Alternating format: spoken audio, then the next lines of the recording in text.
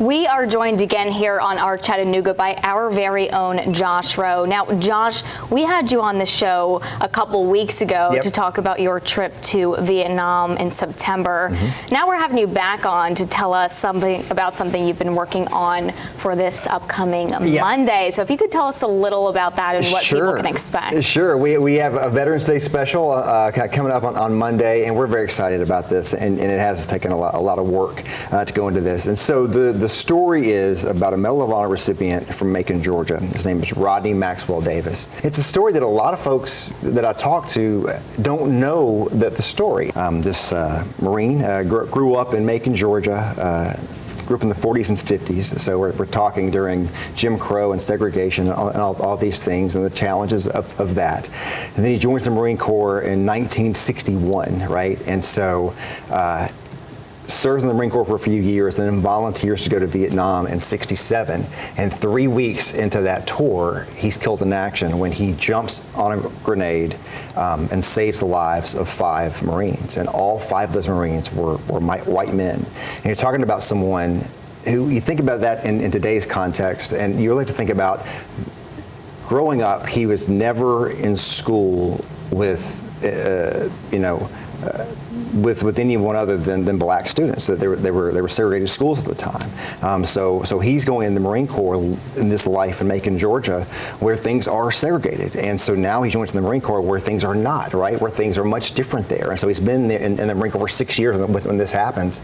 And it's really a story of devotion to other people. That's the basis of the story, but it goes on from there. We go back to Vietnam and spend time with the family, and it's powerful. And I'll be honest with you, I've been telling stories for 27 years, and I saw things in this story that I've never seen before. Awesome. And so I'm excited for everyone to see it. Now, I know you are a veteran yourself. Did this trip to Vietnam change your perspective on Veterans Day at all? Man, it does, and in some very specific ways for certain. I said the last time I was here, being around this high-level military leadership, some high-ranking officers and retired officers. One, Jeremy Bowling from Chattanooga was there, retired Army colonel.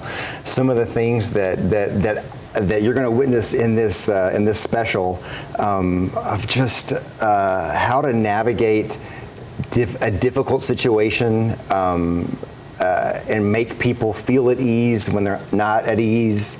There's elements of that you'll see in the special that I witnessed as well there that was just, man, a lot of folks don't get to see that level of leadership in action, and it's really, for me, it was powerful to see. And so I saw a lot of that back when I was in the military, but it's a very specific type of leadership, and it was fun to see and witness and powerful and moving and all those things.